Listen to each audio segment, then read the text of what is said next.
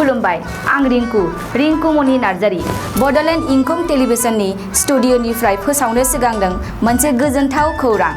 बडलेण्ड इंखं टेलिभिजना बानजायनो लादों all India लेभेलनि मोसानाय बादायलायनाय बडलेण्ड डान्स मास्टार सीजन 1।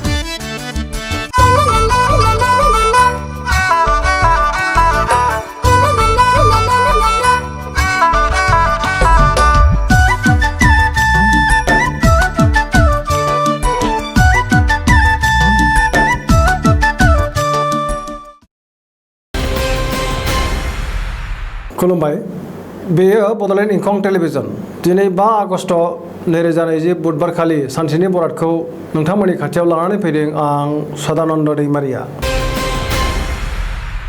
सिगां फरायथिन लादों मेष राशि। दिनैनि साना जोबोर मोजां, गोसोखौ जोबोर गोजोननाय मोनगोन, गोसोनि बोलोआ बांगोन, देहाया मोजाङै थागोन। अब्लाबो जानाय लोंनायाव सांग्रां जानाया गाहाम। रांखावरियाव जोबोर मोजां, बेफार फालांगियावबो मोजां मुलाम्फा मोननो हागोन।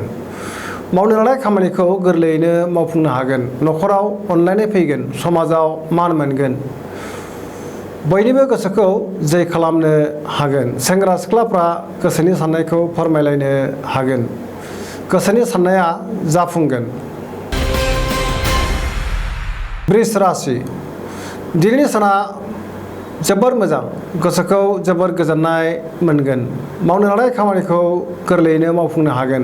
रांखावरियाव जोबोर मोजां, बेफार फालांगियावबो मोजां मुलाम्फा मोननो हागोन। न'खराव बिसि फिसायनि गेजेराव अनलायनाय फैगोन, देहाया मोजाङै थागोन, महर मोखाङा साबखांगोन। जायखि खामानि मावा मानो मोजाङैनो मावफुंनो हागोन। सेंग्रा सिख्लाफ्रा जोबोर रमान्टिक जागोन, बिमा बिफानि बोर मोनगोन। मिथुन राशि। दिनैनि साना जोबोर मोजां, गोसोखौ जोबोर गोजोननाय मोनगोन। सोरबा लोगोनिफ्राय मोजां खौरां मोनगोन, देहाया मोजाङै थागोन। अब्लाबो जानाय लोंनायाव सांग्रां जानाया गाहाम। रांखावरियाव जोबोर मोजां, आयआ बांगोन, मोननो गोनां धोनखौ दिनै मोननो हागोन। बेफार फालांगियाव मोजां मुलाम्फा मोनगोन। न'खराव अनलायनाय फैगोन, गोसोनि बोलोआ बांगोन। बिदा फंबायजों मोजां सोमोन्दो लाखिनो रोंगोन, बिमा बिफानि बोर मोनगोन, साननायफोरा जाफुंगोन। कर्कट राशि। दिनैनि साना बारा मोजां नङा, गोसोखौ जोबोर उसुखुथु मोनगोन। मावनो लानाय खामानिखौ मावफुंनो हानाय नङा। रांखावरियाव मोजां नङा, गोबां खहा जानायनि आसा दङ। देहाया मोजां थानाय नङा, गोबां रोखोमनि जेंना नुजाथिगोन। गुबुननि हेफाजाब मोननाय नङा। न'खराव बिसि फिसायनि गेजेराव अनलायनाय फैगोन, बिदा फंबायनि हेफाजाब मोननाय नङा। फरायसाफ्रा मोजां खौरां मोनगोन। गुबुनजों दान्थे बिदान्थे एबा एना एनि जानोबो हागौ। सिंह राशि। दिनैनि साना जोबोर मोजां, गोसोखौ जोबोर गोजोननाय मोनगोन। मावनो लानाय खामानिखौ थि समाव मावफुंनो हागोन। रांखावरियाव मोजां, बेफार फालांगियाव मोजां। न'खराव अनलायनाय फैगोन, गोसोनि बोलोआ बांगोन। गोबां खामानि मावनो गोसो दुंगोन, गोसोनि साननायफोरा जाफुंगोन। समाजाव मान मोनगोन। न'खराव बिसि फिसायनि गेजेराव अनलायनाय फैगोन। कन्या राशि। दिनैनि साना जोबोर मोजां, गोसोनि बोलोआ बांगोन। सोरबा गोजाम लोगोखौ लोगो मोननानै गोसोखौ जोबोर गोजोननाय मोनगोन। गोबां खामानि मावनो गोसो दुंगोन। समाजाव गोबां मान मोनगोन। गुबुनजों गोरोबनानै मोजां खामानि मावनो हागोन। गुबुननि गोसोखौ गोरलैयैनो बोनो हागोन। सोरबा लोगोनिफ्राय मोजां खौरां फैगोन। रांखावरियाव जोबोर मोजां, बेफार फालांगियावबो मोजां, देहाया मोजाङै थागोन। अब्लाबो जानाय लोंनायाव सांग्रां जानाया गाहाम। न'खराव बिसि फिसायनि गेजेराव अनलायनाय फैगोन। तुला राशि।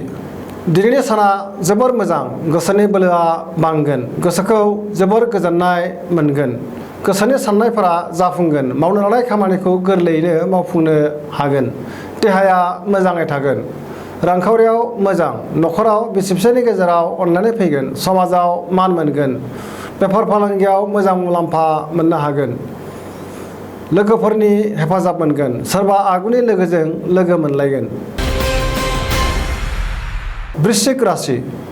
दिनैनि साना जोबोर मोजां गोसोखौ जोबोर गोजोननाय मोनगोन सोरबा लोगोनिफ्राय मोजां खौरां फैगोन मावनो लानाय खामानिखौ थि समाव मावफुंनो हागोन गोसोनि साननाया जाफुंगोन न'खराव अनलायनाय फैगोन रांखावरियाव जोबोर मोजां बेफार फालांगियावबो गोबां मुलाम्फा मोनगोन देहाया मोजाङै थागोन अब्लाबो जानाय लोंनायाव सांग्रां जानाया गाहाम लोगोफोरनि हेफाजाब मोनगोन गोसोआ जोबोर रमान्टिक जागोन बिमा बिफानि बोर मोनगोन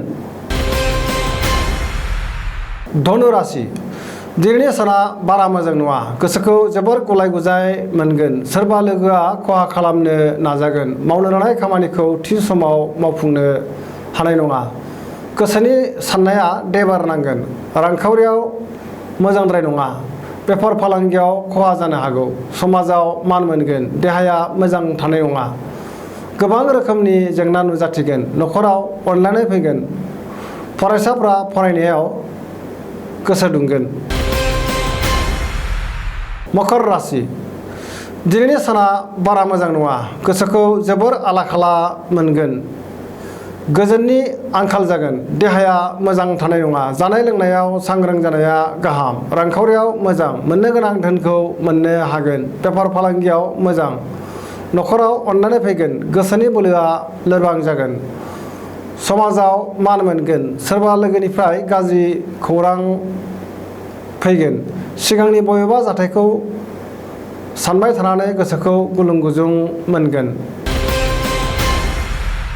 कुम्भ राशि दिनैनि साना जोबोर मोजां गोसोखौ जोबोर गोजोननाय मोनगोन गोबां मोजां खाबु फैगोन मावनो लानाय खामानिखौ थि समावनो मावफुंनो हागोन समाजाव मान मोनगोन रांखावरियाव जोबोर मोजां फालांगियावबो गोबां मुलाम्फा मोननो हागोन देहाया मोजाङै थागोन न'खराव अनलायनाय फैगोन सोरबा लोगोनिफ्राय मोजां खौरां फैगोन साननायफोरा जाफुंगोन सेंग्रा सिख्लाफोरा जोबोर रमान्टिक जागोन गोसोनि साननायखौ फोरमायलायनो हागोन फरायसाफ्रा फरायनायाव गोसो दुंगोन मीन राशि दिनैनि साना बारा मोजां नङा गुबुननि थाखाय गोबां खहा जानांनो हागौ गोसोनि बोलोआ लोरबां जागोन गावनि साननायखौ गुबुननो दाफोरमाय देहाया मोजाङै थागोन रांखावरियाव मोजां नङा मोननो गोनां धोनखौ दिनै मोननाय नङा बेफार फालांगियाव गोबां खहा जागोन न'खराव अनलायनाय फैगोन मावनो लानाय खामानिखौ मावफुंनो हानाय नङा जायखि खामानि मावा मानो जोबोर सांग्रां जानाया गाहाम दिनैनि राशि फरायथिनाया एसेनोसै जोबनायाव बेखौनो खावलायो जाहाथे नोंथांमोना सानफ्रामबो जोंनि बे बड'लेण्ड इंखं टेलिभिजनखौ नायबाय थायो आरो साबस्क्राइब खालामो एसेनोसै गोजोन्थों।